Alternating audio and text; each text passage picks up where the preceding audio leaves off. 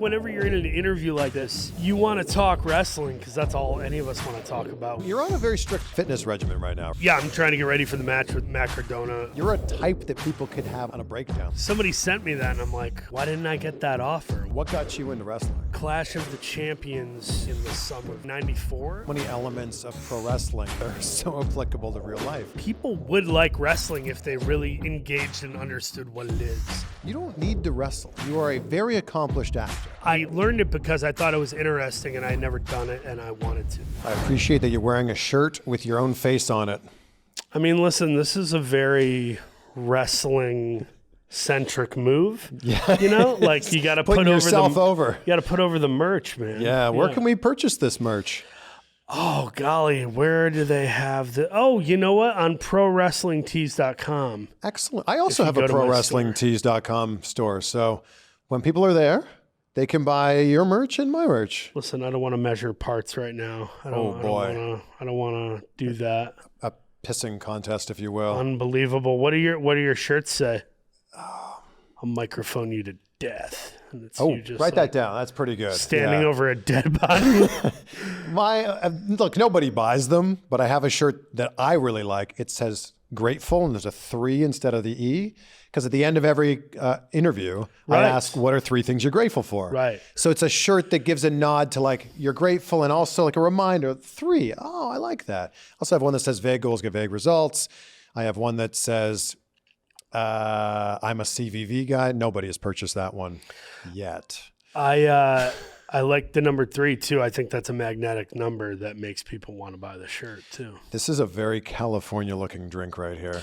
It is. It's I don't even know where it's from. Some Body Energy Club. It's pistachio butter, chlorophyll, kale, probably some amino acids, some non-milk.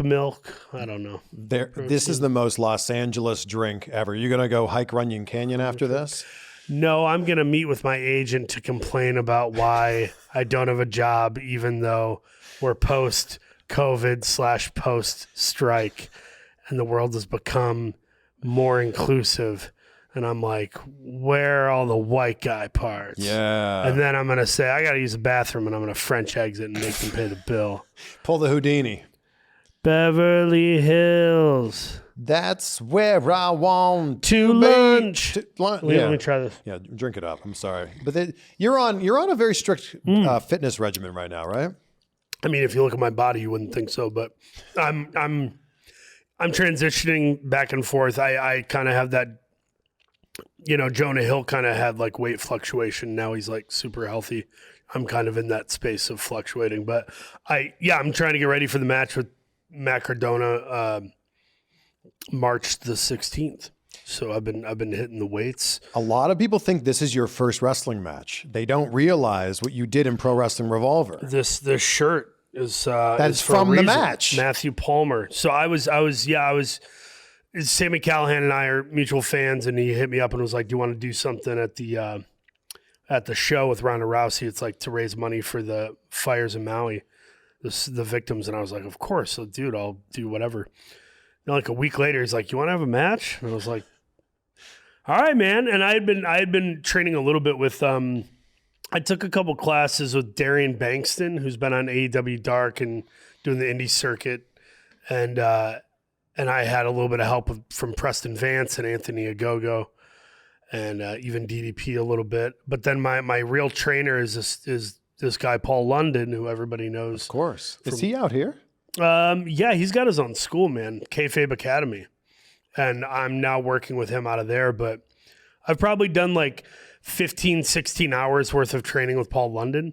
So like I only had about 20 hours total, and I just went in there and did the match and was like, you know, we'll keep it simple to what I actually know how to do. I'm not going to do a poison Rana off the top rope. Like I can give you a side Russian leg sweep. I can take I can take some bumps, but the crane kick you did was impressive. Yeah, it was poor balance, but I got the foot up there. I mean, I got high. And Matt Palmer is such a pro, man. He probably made me look like $1 million. I feel like that was a little DDP yoga there. Like, yeah, DDPY has done some. That's right. It's not DDP some yoga, wonders. DDPY. You say the word yoga in front of him, he will. I know. DDT you into the floor. He will hit me with a diamond cutter out of nowhere. He will RKO you. Kidding. I just said that to mess with Dallas. I'm just kidding. Dude, Dallas, you did the RKO first. He goes, it's called the diamond cut. I'm kidding. Yeah, bro. I let him use it. Yeah. The thing with Randy is he's a good kid, but yeah. I love Dallas. Dude, you're not going to find a better dude in professional wrestling than Dallas Page. He's the best thing about him is how he makes the time for people. You will get a random phone call from him. Not a text like, hey, are you free later? Not like I'm thinking of you, just a phone call. And you pick it up and you're like, yo. And he's like, yo, hey, was just thinking about you, bro. And you're like, you're the best. Very genuine. I've seen him in his, I stayed with him. He helped me lose like 30, 40 pounds for Blackbird. You stayed with him for a while, like months, right? I crashed with him for like 7 weeks. Yeah. I wasn't in a good place mentally or emotionally at the time. And then it was compounded by, I have to get ready to play a serial killer and lose weight. And he had me on a regimen there where I would be up by 8:30, 9 a.m., do a 1 hour yoga session, DDPY session, and then I would have like a protein shake at 12:15 in the afternoon. At about 3 o'clock, like a handful of almonds and a green juice. And then at dinner, I would have a salad, like a punch bowl of salad with a piece of protein the size of my fist, and then maybe a couple sweet potatoes or something. But it was like, and I was probably hiking once a day too. Like I would go for a walk or a hike. So like it's technically like 2 workouts a day, intermittent fasting, and you're only eating one large meal late in the day while hydrating all day. So it was kicked my ass, but it was like the best thing for me. Like I felt like I learned discipline from him. Dallas and his wife Paige are the most hospitable people. Like they're just so almost to welcoming. a fault. The guy is always running ragged, and I'm like, dude, just say no to. You don't have to do this podcast with someone who has 1,200 followers. But that's also part of his heart. He wants to inspire people, put people over, collaborate. And that's what makes him one of the best, not just in the ring. By the way, I was trying to figure out my top matches of all time. Yeah. I started making a list on the Uber ride here. What you got? I feel like whenever you're in an interview like this, you want to talk wrestling because that's all any of us want to talk about when we love wrestling. And like off the top of my head, I always screw it up. And somebody's like, "What's your favorite match?" And I'm like, "Dude, Rock Hogan WrestleMania." And they're like, okay, so you've seen wrestling once? It's like I had to make this list. But I was thinking about Dallas, and I was like, man, his match at Spring Stampede 97 with Savage is unbelievable. For those watching, revisit that match, and it's like, it's unbelievable. So is that on your list of favorite matches? That might be top 20. Okay. Yeah. Not so top what 10, are but your? top You don't 20. have to do them in order. I gotta pull out the phone. I have them in order, not in like my favorite, but I have them in order by when they happen chronologically. Okay, so I like it. Steamboat Savage, 87. Brilliant. But genuinely think it's amazing. Shawn and Razor, 94. The ladder match. Mm-hmm. Sting Vader, Slamboree, 94. Excellent. Wow. They had insane chemistry. Okay. Bret Hart, British Bulldog, not 92 SummerSlam, but In Your House 95 when Diana's watching and she's mortified. I was just talking to Nick Aldis about that match. Oh, that match is so good, dude. That match is perfect. Rey Mysterio, Psychosis, Bash of the Beach 96, because they had perfected their style together in Mexico and in ECW. And then they put on like a 14-minute banger. And I think when American audiences saw that match, they were like, oh, what is this? Well, it's sandwiched between like Big Bubba and Ming or something. Like it's like it stands out as the most athletic match of the night by 1,000 miles. Yeah. Jerry Lynn, Rob Van Dam, Hardcore Heaven 99. Oh, man. Kurt Angle, Shane McMahon, King of the Ring 2001. When the glass wouldn't break. Don't think Shane gets enough credit. I completely agree. Shane does not get enough credit. Not at all. People think that Shane's just like this high spot guy. Shane can go. And that's kind of also what it became. But the guy's like 47. So it's like at some point you have to change up your style or you blow out your knees and you don't wrestle. You mean exactly what happened last year at WrestleMania with Shane? Shane, if you're watching, we all knew your dad was a bastard years ago. It's just now coming out because God has the last word. Kevin Owens, Sami Zayn, Battleground 2016. So you did this in chronological order, and we went from 2001, and we missed 15 years. It's not that we missed it; it's that I need more time to put that together. You didn't even put Rock Hogan in there. Not yet. That would have been 2002. I have to rewatch it because these are my favorites. Like I don't want to just. It's not the objective thing where I'm like the best matches of all time. Look, I'm very biased because I was there. I was there at WrestleMania 18. Sure, I was at a Hooters in Saginaw, Michigan. Really? Yeah, my friends and This was my first ever WrestleMania, so I was there, and that stare down. Brilliant, amazing, best. And they both looked incredible. Owens, Sami Zayn, Battleground 2016 made me tear up and cry. Cody Rhodes, Dustin. Oh, Double or Nothing. I was there live. Me too. Yeah, I also cried. Yeah, cried at that one. Walter versus Tyler Bate, NXT UK Takeover Cardiff 2019. Yes, unreal. Wow. Young Bucks, Lucha Bros, All Out 2021. Wondering which one you were going to do there. Yeah, I was there for that, and then I got Full Gear. Adam Page versus Swerve Strickland, which made me uncomfortable. Yeah. I haven't been that uncomfortable watching a wrestling match in a very long time.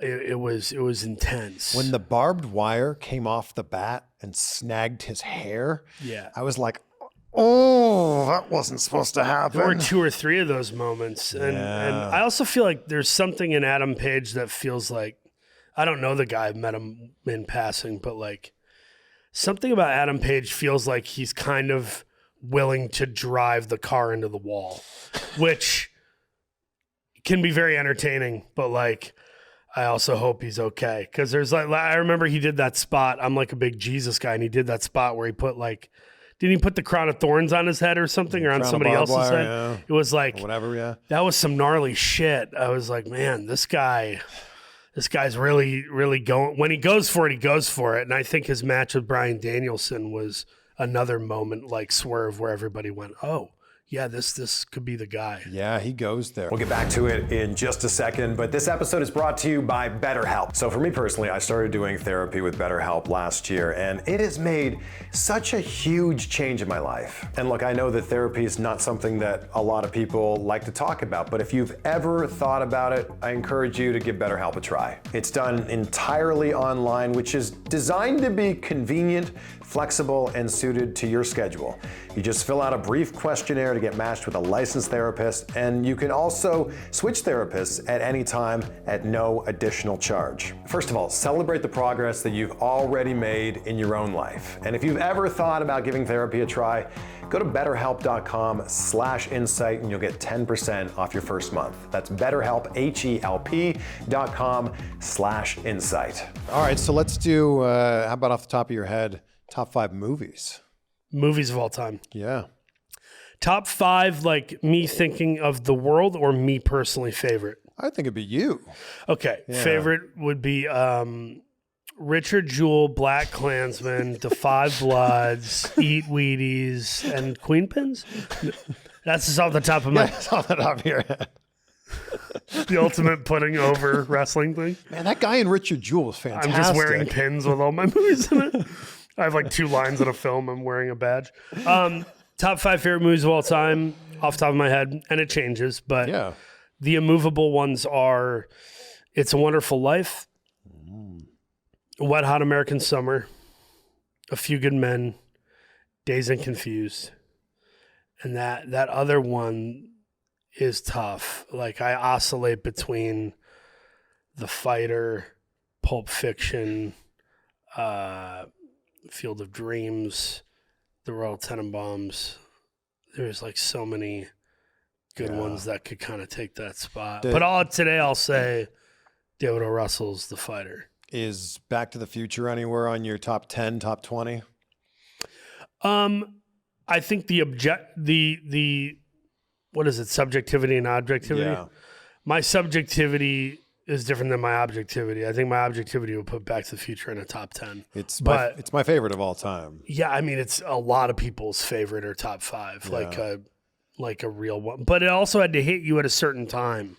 It didn't hit me until my teens. I didn't like watch it when I was 5 and go, like, that wasn't for me. My 5-year-old movie that made my eyes bug would have been like, getting to watch Mrs. Doubtfire or For me, Monty Python and the Holy Grail. Honey, I Shrunk the Kids. I was Sure. like, oh man, Rick Moranis, legend. Banger. Yeah. Home Alone was that movie for me. Home Alone, of My course. earliest memory of being in a movie theater was Home Alone, which came out, I think, November of 1990. So I was born October 1986, so I would have been 4 years old. So being 4 years old watching Home Alone, that was a big... And Daniel Stern's like one of your favorites. One of my guys. Yeah. He's on your arm, right? He's on my arm. Yeah, I love this. What a tattoo. Who do I got on here? You know who's on there, but in order, who do you have on there? Marty Short, Daniel Stern, Chris Farley, Jim Varney, Jim Carrey, and Robin Williams. Wow. I've only ever met Short and Stern. Didn't get to meet Farley or Williams or Varney, regrettably. But yeah, I met Daniel Stern's agent around the time I went to South by for this movie Americana that I did with Sydney Sweeney and Simon Rex. And I was telling him what a big fan I was. And he's like, do you want to meet him? And he set up this meet where I got to go to Daniel Stern's home. And it's like this beautiful ranch. And he just had me over. And like, we talked for like 2 hours. It was, wow. It was the most, I can't believe I didn't get a photo of it. I think I didn't want to look like a fanboy. I got him on my fucking arm. No, I just forgot to take a photo, but I was like, how do I commemorate this? Like, people won't even believe that this happened, because everybody who knows me personally knows like he's one of my guys. I just think his work is completely underrated. Breaking Away back in '79, Diner, the Barry Levinson film with Mickey Rourke and Kevin Bacon and all these guys. The Home Alone movies, Rookie of the Year, Bushwhacked, City Slickers, like his comedy chops and his facial expressions. Yeah. The fact that he actually is like a good actor who does comedy. Yeah. It's a big deal for me. You have a lot in common with all of those people on your arm because of what you just said. You've got acting chops and you've got comedy chops. And I think that there was a certain, for a while, I think people just saw you as the comedy guy.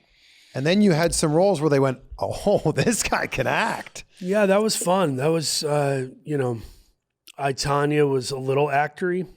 And then... you played it so straight that it was really funny. Right, that's the key to good comedy usually.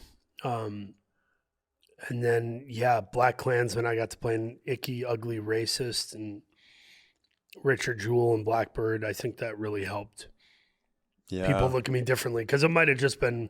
You're the fat guy from Cobra Kai, and it's like, Cobra Kai has been good to me. I love that show. Like, I'm a fan of that show, but I also don't want to be the guy who people are just saying Stingray in 20 years. Like, I hope I can eclipse that with getting to do something like Blackbird. But you've gotten to a point in your career, and I think it's such a testament to who you are and what you've done. And you're a type now. Like, you're a type that people could have on a breakdown. Like, we're looking for a Paul Walter Hauser type. It's so funny. And you know exactly what they're talking about. Somebody sent me that, and I'm like, why didn't I get that offer? Why didn't I get the audition? Like, I'm willing to come in. If you were looking for a Paul Walter Hauser type, I'm right here. Guys, I have to pay rent in L.A. Send it to me. Is it time to own a house? Maybe when I make more money. Man, like, LA's so expensive. I got 2 kids. Like, I'm renting a house in the Valley. That's kind of the vibe now. But congrats on being a working actor. But yeah, no, like, I gotta put myself in check. I gotta remember, like, you are stupidly privileged when it comes to the people I get to work with and the experiences I've had and the reception of the work. I just did an animated film at Netflix called Orion in the Dark, written by Charlie Kaufman, voice talents, Jacob Tremblay, Angela Bassett, Colin Hanks, Carla Gugino. Like, It's a banger. It's got like I think it's like an 80 or 90% on Rotten Tomatoes, and it's on the top 10 list for the kids on Netflix. It's like, dude, like, how do I keep getting these things dropped into my lap? It's really crazy. Well, when you look at how many people come here chasing the dream in LA, Yeah. from various parts of America, various parts of the world, 99.8% of them maybe do like a commercial or do like an extra gig. You're a working actor. Yeah. It's Like your income comes from make believe. It's pretty amazing. yeah. That is a humbling sentence too. Your income emanates from make believe. It's like, yeah, it does. You show up and pretend to be somebody and you get paid for it. It's weird. And you do it exceptionally well too. Thanks, man. You do what you do exceptionally well. I mean, I was a fan of the show before we kind of ran into each other. I think we ran into each other at like the Critics' Choice or something. Was that it? By the way, I vote on the Critics' Choice Awards. Oh, gangster. And I remember very proudly, because you're so good in Blackbird, I remember very proudly being like, oh, this one's an obvious choice. Thanks, Walter man. Hauser. And then you won the award that night. Yeah, that was a fun night. Yeah. That was a cool. But yeah, we ran into each Cool, other man. there. You had just won the Golden Globe. You win the Critics' Choice Award that night. Then I ran into you again at the Iron Claw. Iron Claw premiere. That was fun. I say fun. It was like, it was a rough premiere. Like you're basically showing up to watch all these people pass away in a story. And I remember they only had boxed water. They didn't have like anything. It was just boxed water. I was like, okay, guys, we got a budget. I came to that set movie. I was budget. hungry, and I live in Orange County now. So Everybody was hungry. It was like 5:30 in the afternoon. Everybody's like pre-dinner. it's a bit of a drive for me. So I'm like, oh, at Yeah. least I'll like fill up on popcorn at worst at this thing. yeah. Oh, boxed water. Cool. I really like that movie, though. I will say, not as a wrestling fan, because the movie's more about family than it is wrestling. I like the movie as a dark drama about generational sins and curses and the idea of a father's brokenness being passed down. It's another dark. generation. It's It's- so rough. Yeah, and it's dark, and then at the end there's some light, if you will. I thought, without giving anything away, like I thought there was way more light and redemption in the end than I was expecting, and in sort of the magical realism, otherworldly way. I really applaud Sean Dirk and everybody who worked on that. It was a good movie. There's this scene without giving too much away at the end with the kids, and I was like, oh, this got me so good. It's kind of the opposite of like the Shutter Island ending, which is like the worst ending of all time. Like you want to leave the theater and just jump off a bridge. We'll get back to the conversation in just a second. So every year, I put it on my bucket list to learn a new skill. This year, I'm learning a new language. I'm learning Spanish thanks to Babbel. Babbel is the science-based language learning app that actually works. And it works because it's designed by real people for real conversations that you'd actually have. So I probably should have learned Spanish a long time ago. I mean, I moved to Miami in 2014. I live in California now.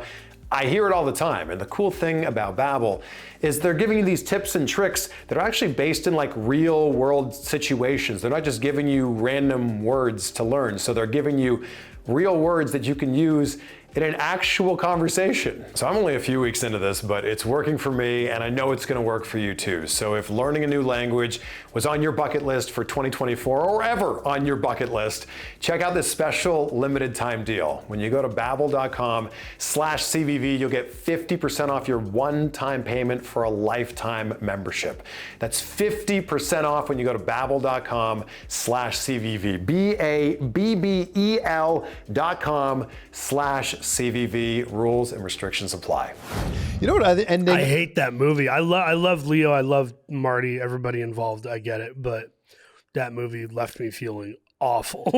You know what other movie did that for me was Gone Baby Gone, Oh, because it ends and you go, wait a second, is that the right thing? Would I have done that? What's there's a real moment there of real like, conflict for the audience. yes. Brilliantly portrayed. I love the shot of the two of them watching the television behind the couch. Like Affleck's a hell of a director, man. Yeah. I want to work with that dude. Well, I'm sure this will happen at some point in time. Ben, if you're watching, Ben Affleck's wife. If all of my competitors are busy, you call me. There's no other competitors. You're the type. Yeah. It's pretty great. I'll take that. And also, let's heap on some more compliments here. You're so good. You're so good at, like, you're a chameleon. You disappear into these roles. Like, if you look at the guy who's in Richard Jewell, that guy doesn't look anything like the guy who's in Blackbird. Yeah, no, some troubling, qualities, but hopefully it feels different. I mean, you physically, like, if you looked at both of those side by side. And that's on purpose. Like, when I got Queenpins, the Kristen Bell movie where I play opposite Vince Vaughn, I said to them, I was like, let's do prescription glasses and shave my head. And I was quite big in that role. And then I slimmed down in something like Blackbird.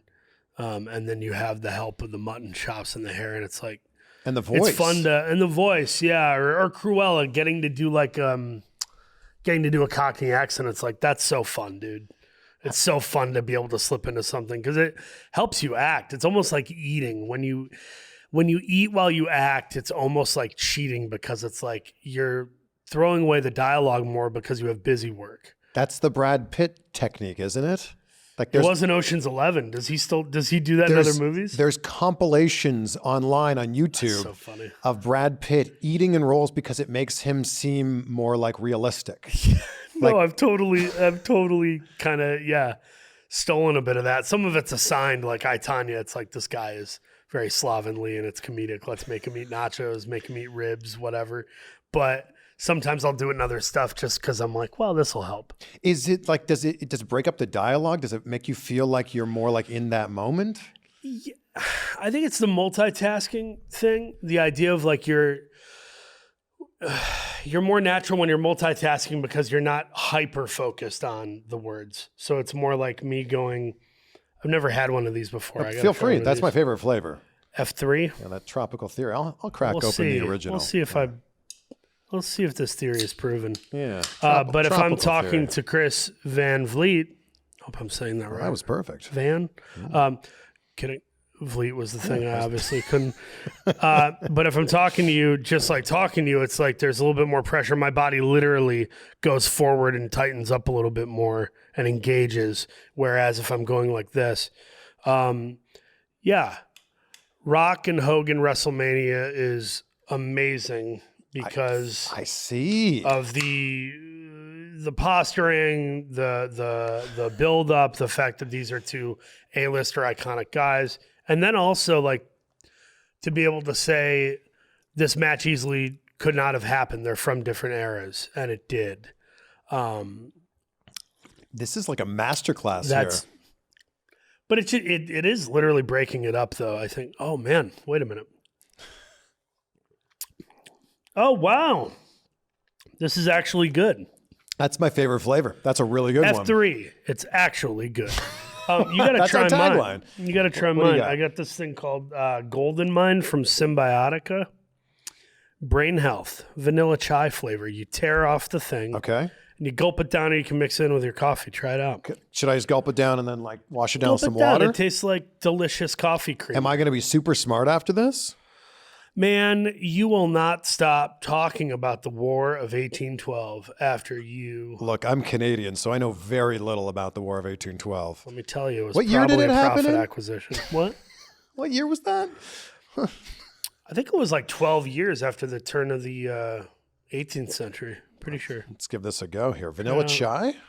Is this your company? No. I wish. I would love to. I still rent my home. I probably don't have a health company. But you've also been in Spike Lee films and Clint Eastwood movies. Yeah, I made so much money off Black Klansman. Try it out. Oh, that's good. I'm going to be so smart here. Wow. No, I think it's sort of like the MCT oil effect where it's 70% infusing the energy in the pathways while 30% placebo. I love this. Yeah. I'm all about that type of stuff. Like, I've taken a lot of these different types of things. I'm very much like anything I can do to give myself that extra little edge. Like I drink mud water in the morning. That's a huge thing for me.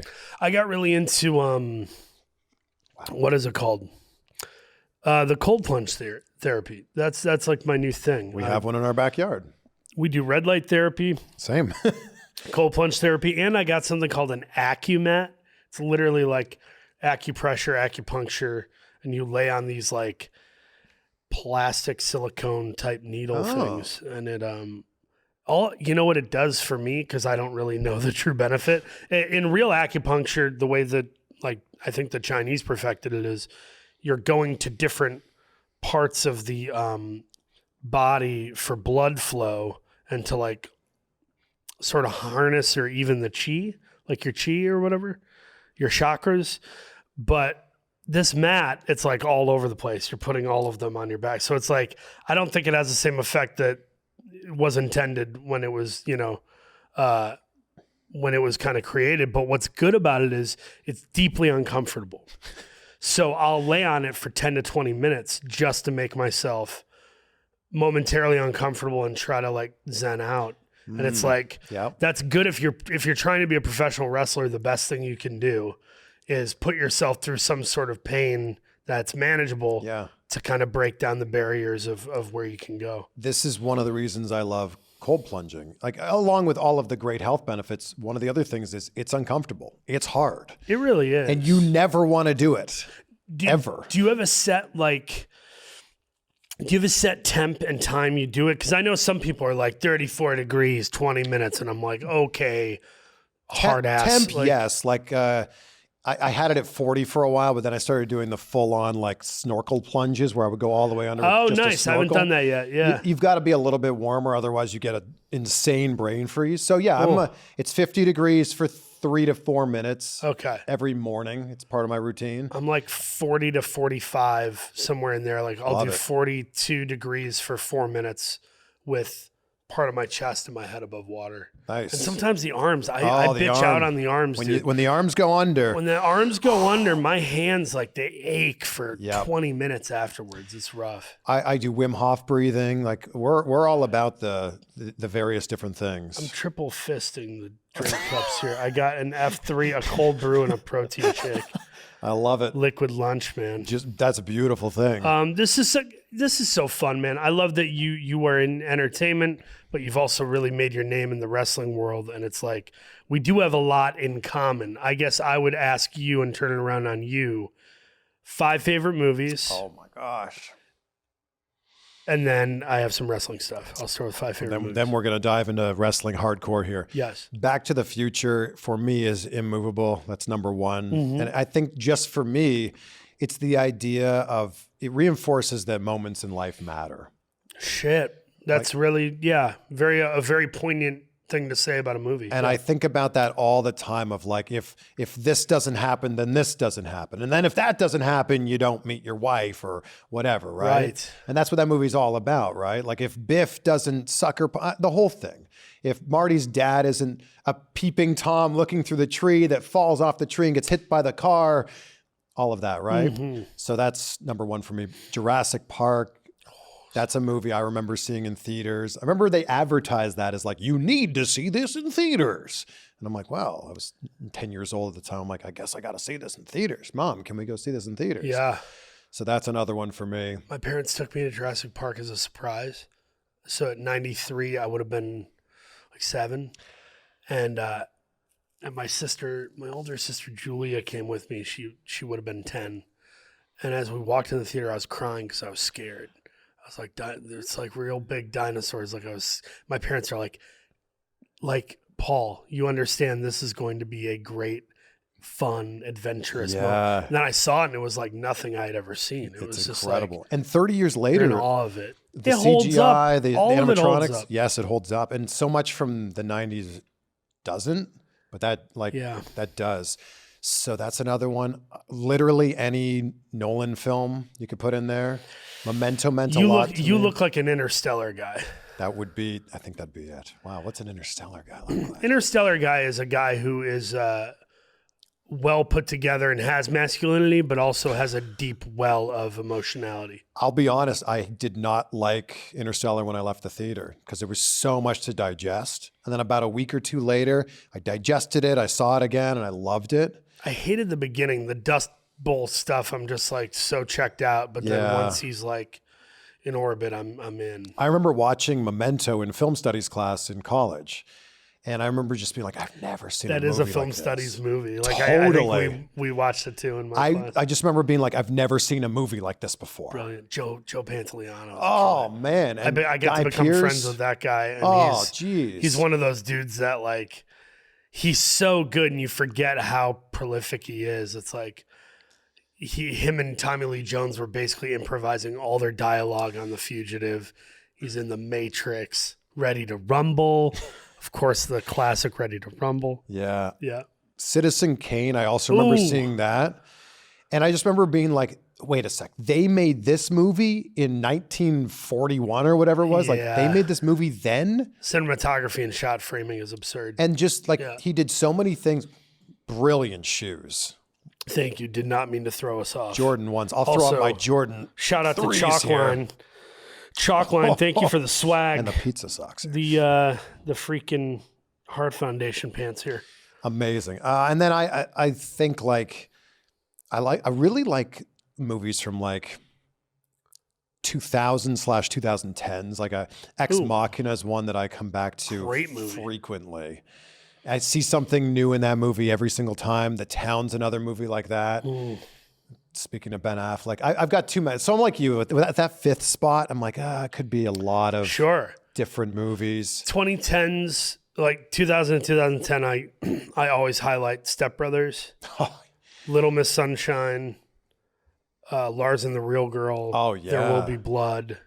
I remember seeing Superbad and being blown away by like, oh my gosh, like how quick the comedy was. When you believe the friendship too, Michael and Jonah, like you believe that relationship, and you believe what Crispin's Plass is incredible in that movie. Like, it's that idea of the best acting is when it's all instinctual and you're playing a version of yourself. And he wasn't an actor. That's the most amazing part about it. He'd done like theater in school, like he wasn't doing it, and he slaughtered that role.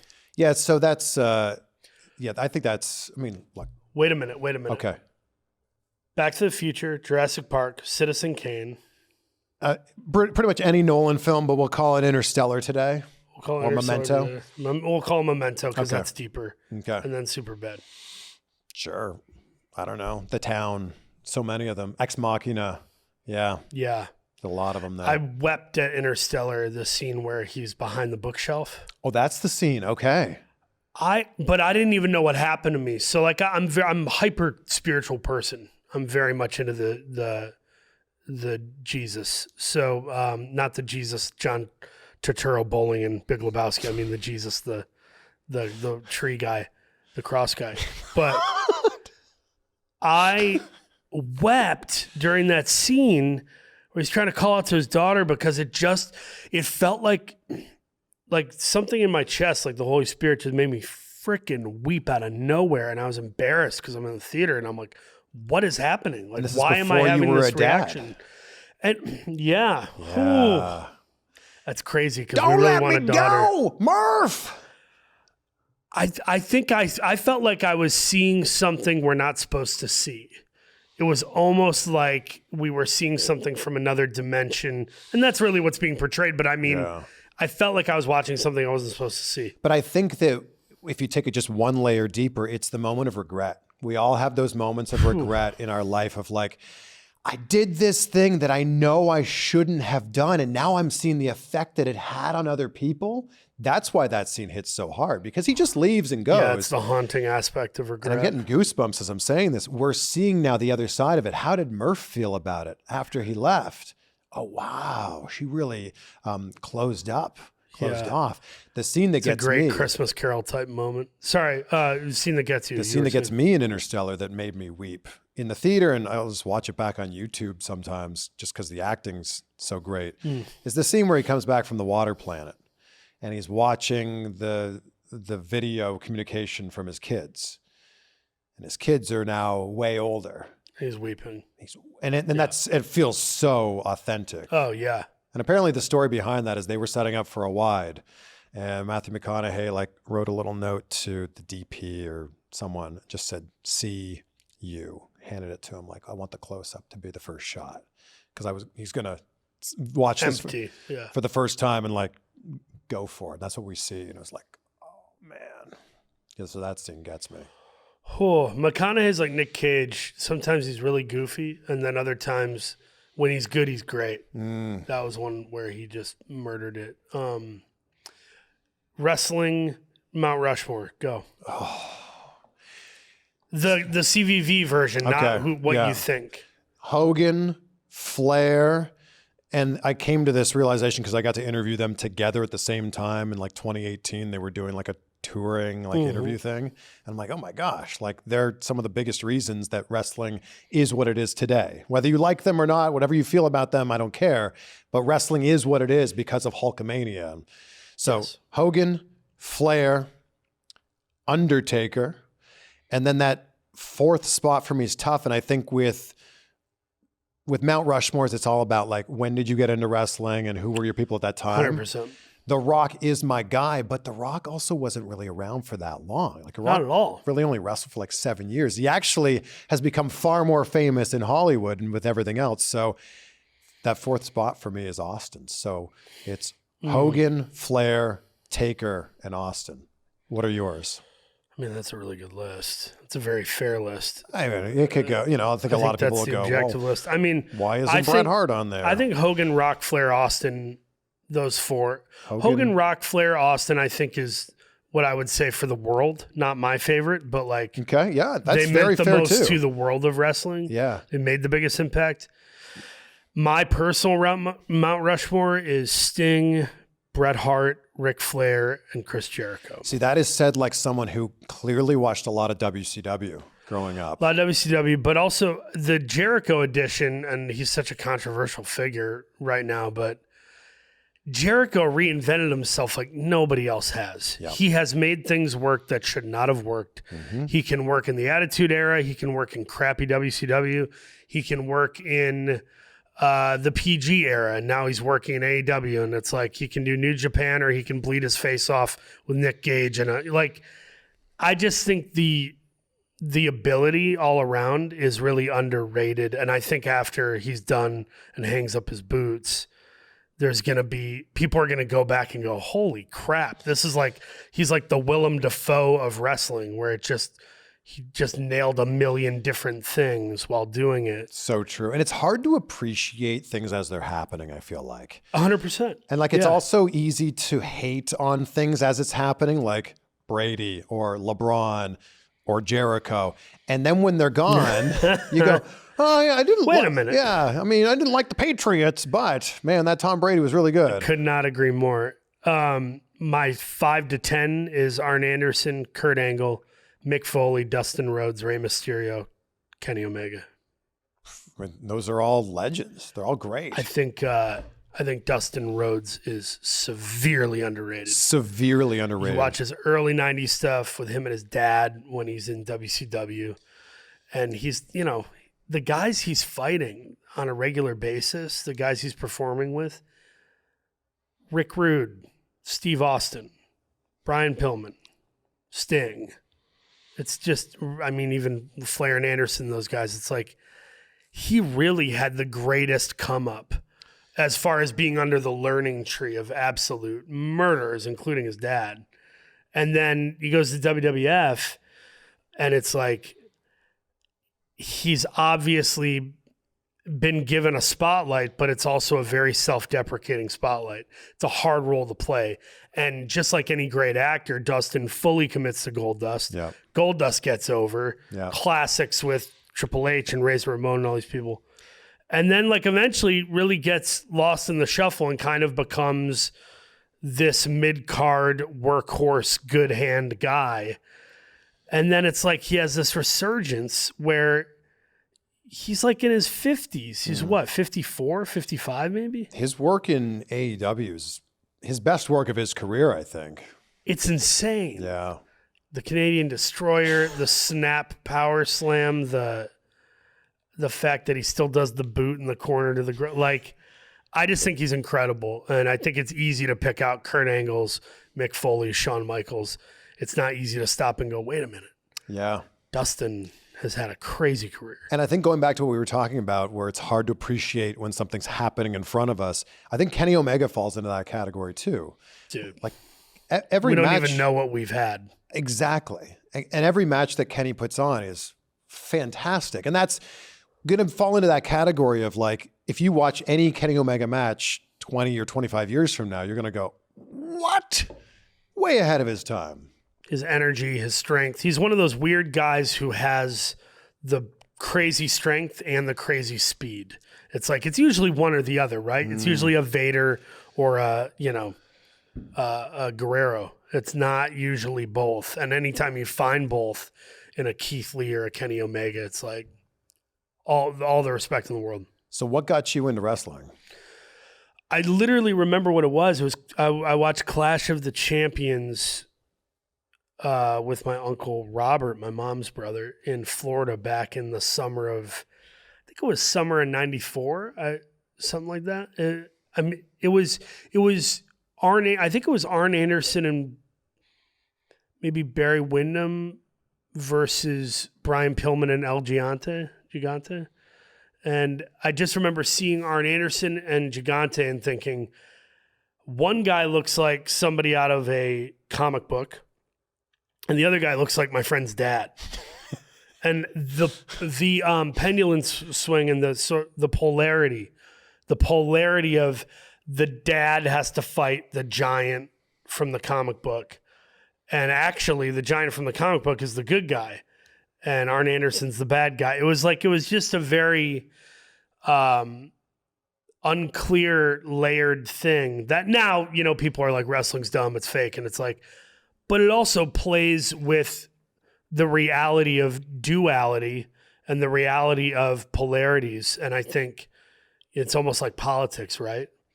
It's like you can have this politician that looks perfect, and then you find out they're doing something egregious behind the scenes.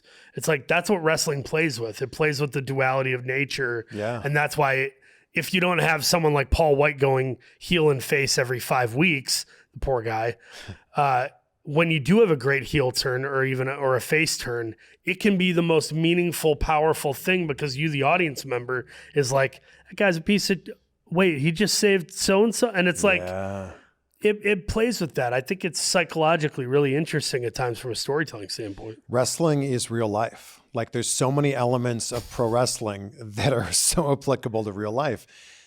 And it's exactly what you're talking about. There's this person that maybe you think is fantastic, and then you see, oh, wow, they've got a bit of a dark side to them. Or they said that about that person? Oh, I don't like them anymore. Let's call it out. Will Smith slapping Chris Rock is the most wrestling moment I've seen in culture since I've been alive. And what's crazy is people were so attracted to what it was. They were affected by it. And they were so attracted to it. There were people who even said they thought it was staged and it wasn't real. There's people that to this day think it was staged. So it's like, when you take all that into consideration, it's like, people would like wrestling if they really engaged and understood what it is. Yeah. Because there are many moments that are just like that we all talk about with the same kind of, energy and appreciation as everyone else does for that. I feel for Will Smith in that he's had this incredible career in movies, in TV, in music, and for a vast swath of the population, he will be remembered for that one lapse of judgment. He'll be remembered for that one moment at the Oscars. I read his bio book, and he had a tough upbringing. Not that it excuses all the stuff. I'm just like trying to shed some light and humanity on the situation. It's like, if you're going to make a mistake, that is a big mistake. It's like what some people call, if you're going to sin boldly. It's a bold ass sin. But by the same token, it's like all of his life experiences and his drama with his wife have led to that moment in time. Yeah. And so it's like, when I trace what happened, I go, yeah, I could see that. I'm sure he's probably wishes he hadn't done it, Yeah. But yeah, no, it's crazy, man. And the election right now, Trump and Biden, I'm just like, dude, it feels like two heels going at it, where I'm like, I don't trust either of these dudes. They're both ancient AF, and it feels like a bad TNA match where they're like, we're going to bring in, it's 2007. We're going to have Kevin Nash fight This is like Ric 2011. Flair. Yeah. It's like, what the hell is going on? That's how it feels. Yeah. I loved seeing you in AEW. And it was so cool that like you mentioned something during your Golden Globe speech about like, didn't you mention something about wrestling in your Golden Globe speech? Because it was like the same week. It was. I don't think I mentioned anything about wrestling in the Golden Globe speech. It was that the next night I brought the Globe to a Dynamite Rampage taping. That's right. And I just told Tony Khan, I texted Tony Khan before I won. So like 3 days prior, I go, hey man, I know you're going to be in town Wednesday. I wanted to come to the show regardless, but if I win the Golden Globe, can I bring it and you guys could use it as a foreign object? Where like, they pan to me and they're like, well, wrestling fan wins Golden Globe or whatever. And I'm like this. And then like during a match, somebody grabs it and uses it to win. And I just thought it would be a funny little pop of a moment. Yeah. And then true to form, just like Callahan asking me to have the match with Palmer, Tony's like, I arrived there and he's like, we're actually going to put you in the ring. I was like, cool. And he's like, we're thinking you and Jeff Jarrett could kind of have a moment together. And I'm like, cool. Not knowing. And so they tell me what to do as far as like, you're going to have this moment, in the ring with Jeff and talk smack to him. And then I think somebody's going to come out to save you or whatever. I'm like, cool. And then the moment, it's that thing of watching wrestling your whole life. You're like, so like you want to do something in the ring. The moment Sanjay Dutt grabbed my shirt, I was like, I'm slapping this guy. And then Jay Lethal just wham, I went down. And then when I saw the guitar, I'm like, oh, this is what he's talking about. This is clearly. They didn't plan this? The guitar shot? This is Jarrett legit just like being Jeff Jarrett. And I'm like, I'm gonna take it. I'm not gonna not take it. So I was wiggling around a little bit, but I was also just like, oh shit, bam. I heard a ringing in my ear for about 6 or 7 seconds. Mind you, it didn't. I don't think people are dumb enough to think it's like a totally real guitar. It's somewhat gig, but it was like didn't hurt as much, but like I heard a ringing in my ear and was down for the count. And then they came and checked on me. Then I hear the music and I'm like, oh yeah, they show up now. Awesome. He swung it hard. He swung it hard. Yeah, he was going for it too, man. But it was, they took the Globe and then had it for a while. And my whole thing was like, all right, we're going to do a payoff or blow off or whatever you call it. We're going to have a thing. It didn't happen. So after a while, I just had to help Tony and be like, I got to get my trophy back, dude. Like, I can't keep hanging on to this thing. And that's the thing. That was your actual Golden Globe. Yeah. That was the real one. Yeah. I had a case for it and everything.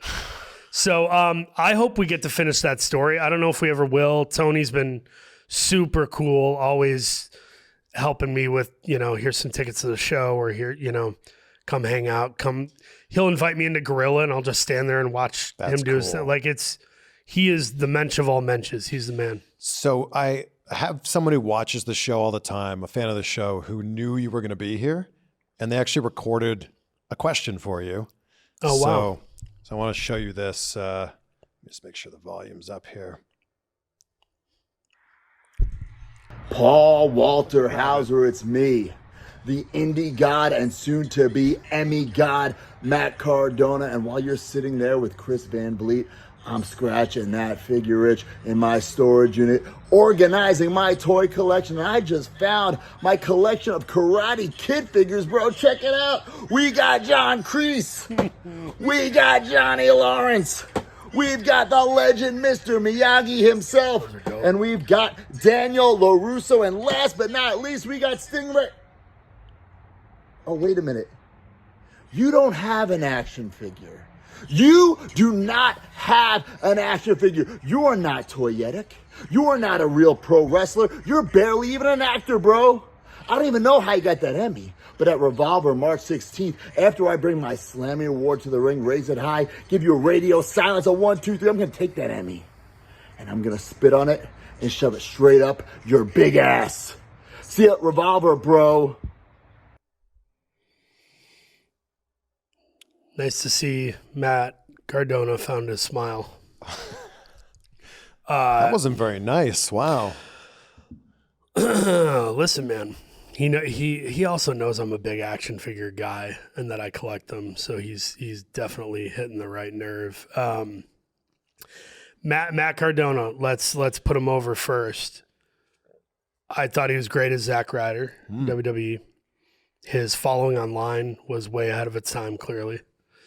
And like many brilliant performers in WWE, they didn't know what to do with them and basically made them into job guys, and then you can have the U.S. title for 5 minutes or the IC, right? The ladder match. Yeah, it's great. WrestleMania. Yeah, great moment. But I think he's really great now that he's doing his own thing and he's actually who he is. Yeah, and I've been like appreciative that he's putting over the indies by engaging them in the exact same enthusiastic manner as he did, being on television. He's far more successful as Matt Cardona than he ever was as Zack Ryder, and that's saying a lot. Yeah. Having said that, I just think he doesn't fully appreciate my level of focus. So let me just say pretend I'm talking to Matt Cardona. He's watching. He is. Matt, big fan. But as accomplished as you are, I do think you're missing the point that it isn't really about wrestling so much as it is about focus. To beat you in Iowa on March the 16th, it's going to take the focus of someone who can handle doing stand-up comedy in front of 2,500 people. It's going to take the focus of somebody who can memorize a monologue and do it 1 billion times over for Clint Eastwood on a $40 million budgeted Warner Brothers biopic. It's going to take the focus of somebody who does what they do not because they're trying to buy more toys or buy cat litter or dog food, but provide nourishment and put it on the table for 2 young children. It's going to take focus. So you say you're a Slammy winner, right? Mm. In my book, there's only one Slammy Award winner ever that matters, and his name is Owen Hart.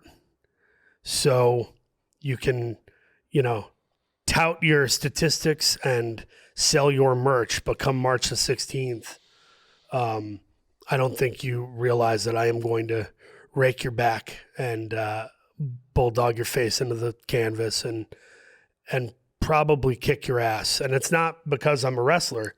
It's because I have focus. This is so real, ladies and gentlemen. So I'll see you there, buddy. And, Matt Cardona, I guess the name Matt Cardona, it's good. It's not Zack Ryder anymore. It's Matt Cardona. But at the end of the day, that's just a name. You just picked a name and you're like, I'm a new guy. I play characters for a living. I do like 30, 40, 50 of them. You picked a name and you picked the wrong opponent, dude. So I'll see you there. Wow. You don't need to wrestle. You are a very accomplished actor, but you want to wrestle. Why? Part of it was just because I wanted to know what it was like, kind of like when you do research for a role. Mm-hmm. And I was like, I want to see, I can see Cardona now. He's probably like, oh, you're going to do the Bastion Booger biopic?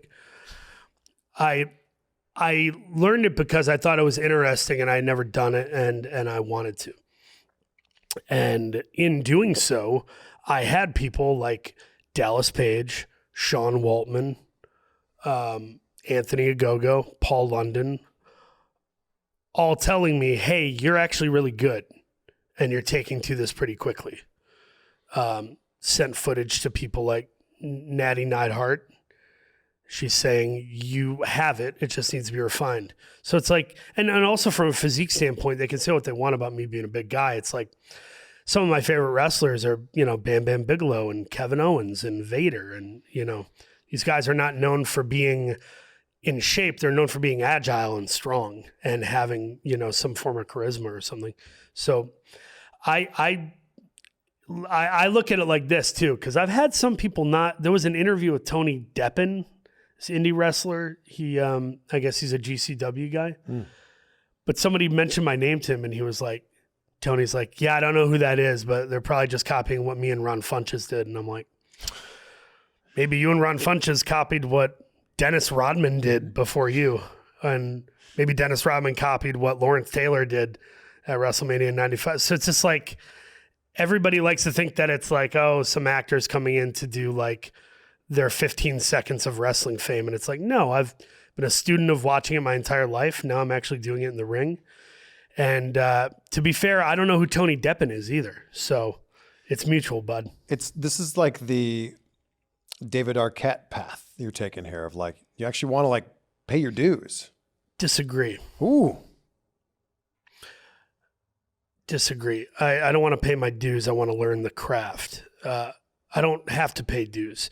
And you know why? Because when a guy like Dave Bautista comes into Hollywood and gets Guardians of the Galaxy, I don't say to him, whoa, whoa, whoa, whoa, whoa, get in line. You have to go do a guest star on NCIS before you get to this Marvel film. It's not really the way the world works, right? Now, wrestling thinks that that's how it works, and they try to put people in line. Yeah. And the reality is a guy like Maxwell Jacob Friedman or Goldberg or Sheamus can have a very quick rise out of nowhere because they're just good. So I can pay respect, which I'll always do.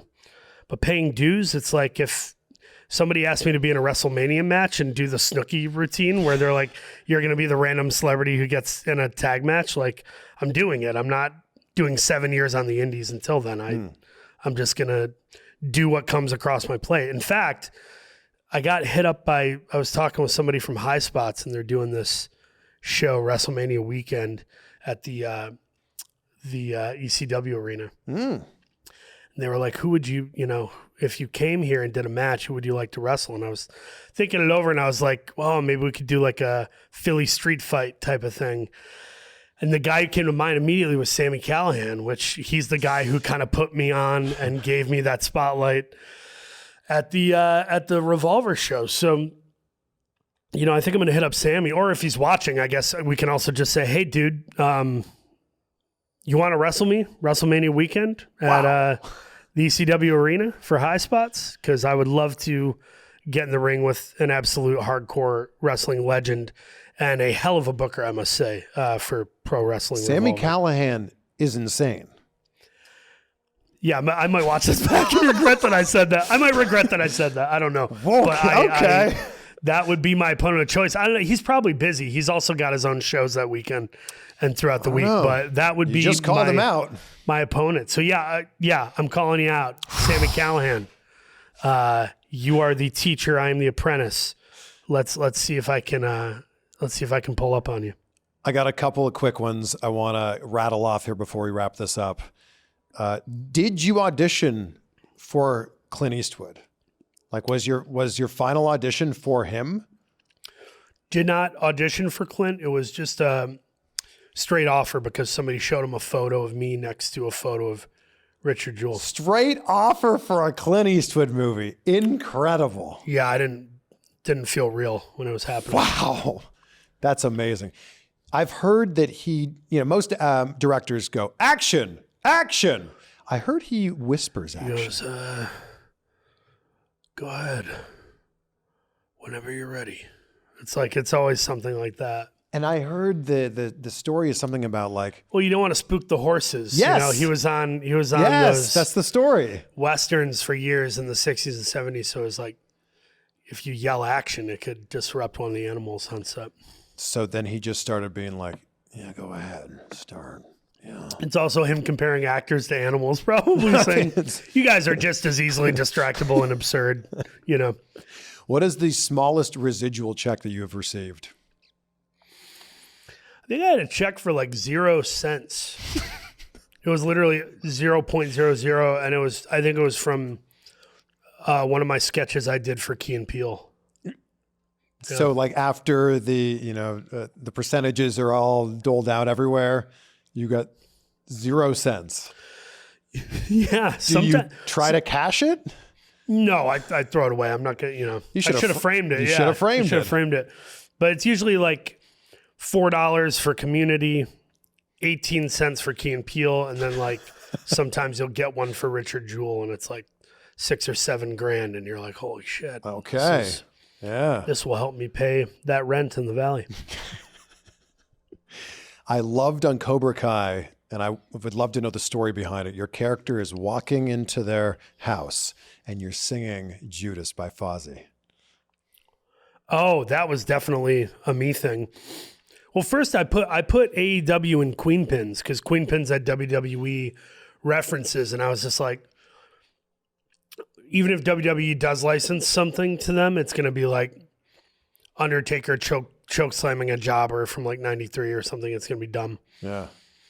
So I was like, can we hit up Tony Khan and work that out? And they were like, yeah, we'll change the references. So the first AEW reference in TV or film properly in a narrative, I think, is because of Queenpins. And then when I saw that, I was like, because it was the Young Bucks, right? Yeah, and I put the action figures in the background too. He had like an AEW collection. Yeah. And then I was shooting Cobra Kai and I was singing Styx.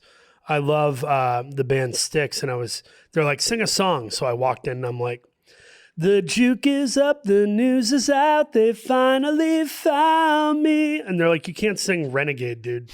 Also, you're singing off key. And I was like, it's too expensive for Renegade? Yeah, no, way too expensive. They're like, that'll cost us like $80K or something.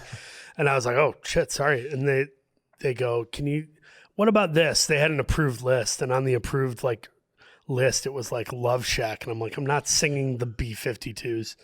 So I hit up Jericho, who was like on tour in Amsterdam or some random place, East Berlin.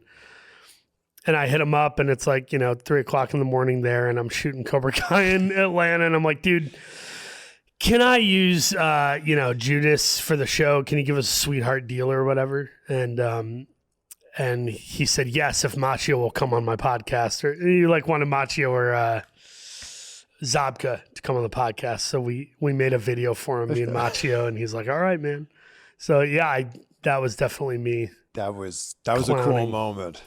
It's a fun moment for the fans. They also have a Jericho reference a season or two earlier. So the creators loved it because they were like, oh, this is like a callback to that other moment. You're the best. I feel like we could talk forever here. And I will say, please don't forget about us when you win your Oscar, because that's going to happen at some point in time. I mean, I'll probably bring it to an AEW show.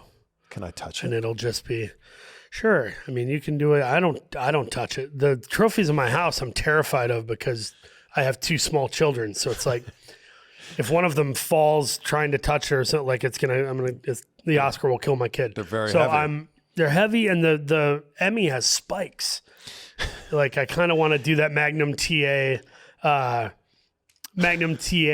Tully Blanchard moment in the cage where he's like carving into his head. Like, I got to use the Emmy in a hardcore match. I have the regional Emmys. They're smaller. Gangster. Yeah. They're also the same thing, though. It's they are just the same thing. People recognized you because you did a good job. Yeah, and that's kind of so. Here's a hunk of metal. Yeah, here's a hunk of metal with spikes coming out of the top of it. Yeah, you can't invest too much in that stuff. The only reason I wrote a speech was, I called out Cardona in my Emmy speech because I was just like, you got to put the match over butts and seats. Maybe this will help. I don't know. That was Maybe so it didn't. Cool. So I referenced it earlier with the Grateful shirt, but this is how I end every interview. So what are 3 things, PWH, that you are grateful for right now? Grateful for my F3 Energy, Tropical Theory, my new favorite drink. F3, it's actually not bad. Side effects include... Wow. What is eternal erection? Side effects include... Some sort of I don't know. Consult your physician. What's going on? Weird. What did you say? What's up? All right, so we're grateful for F3 Energy. I'm not putting F3 in this. I can't. Right, yeah. They haven't paid me to say this. I'll talk to Harrison. I am very grateful for my wife, man. I gotta say, my wife supports the crap out of me. She doesn't try to talk me out of the wrestling stuff. She doesn't micromanage everything, and she's such a good mother and such a good friend to me. I am really grateful for my wife. I love that. Amy Boland Hauser. I met her. She's very sweet. Lovely. A pretty lady.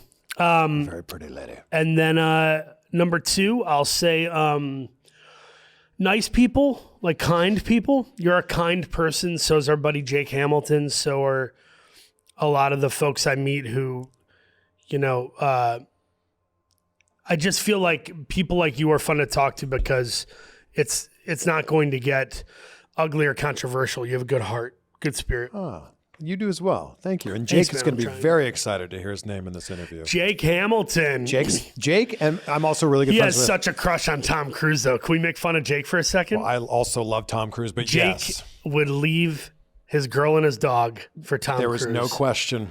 They Yeah. would live on an island Poor Adrian in the space, and Daenerys. somewhere in the space with Doug Lyman. I'm also really good friends with Kevin McCarthy, who I'm sure you've Oh done yeah, Kevin's awesome. many interviews with. Birds of a feather. That's the little flock of cool guys who know how to handle themselves in front of real celebrities. I'm like sure The Rock. when you see them pop up on the Zoom screen or walk into the junket room, you're like, Kevin's got the great background. He's got all the yeah, stuff, right? and he's watched all of those DVDs about 17 times each. Yeah, he's the man. He's the man. And then my third thing, kind people, my wife, and the fact that I get to wrestle. You know, I got a little shitty talking about paying dues. That's almost a shoot coming out of me, or a work coming out of me, and I try to always shoot and keep it real. And I'll say the fact that a guy like DDP is even encouraging me to try wrestling, the fact that a guy like Darian Bankston is getting in the ring with me who knows nothing and I could literally hurt him if I do something incorrectly, and he's letting me vertically suplex him. The fact that a guy like Paul London is like excited to show up and teach me stuff and he's not afraid to put me in the middle of something potentially dangerous or uncomfortable. It's like I've been surrounded by good people in that arena. Double entendre. Double entendre. What's the word? Arena.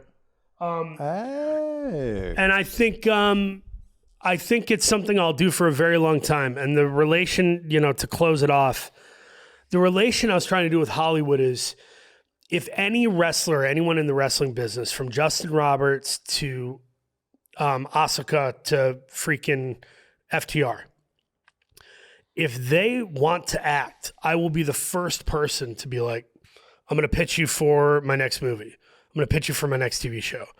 Let me know if I can do a free workshop at your wrestling seminar and talk to wrestlers about acting. I'm a mensch when it comes to that stuff on purpose. I respect the business. I love it. I love them. What's interesting, though, is it doesn't always go both ways.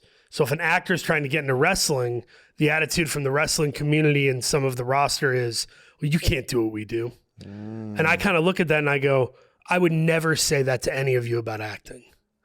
So is it that my thing is so easy, or is it that you're a prick?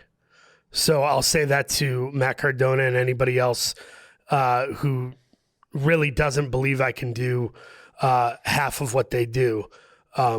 You also can act. I also can wrestle. Don't be a prick. Okay? There's a shoot. Wow. There's a shoot. Cheers, my friend. To F3.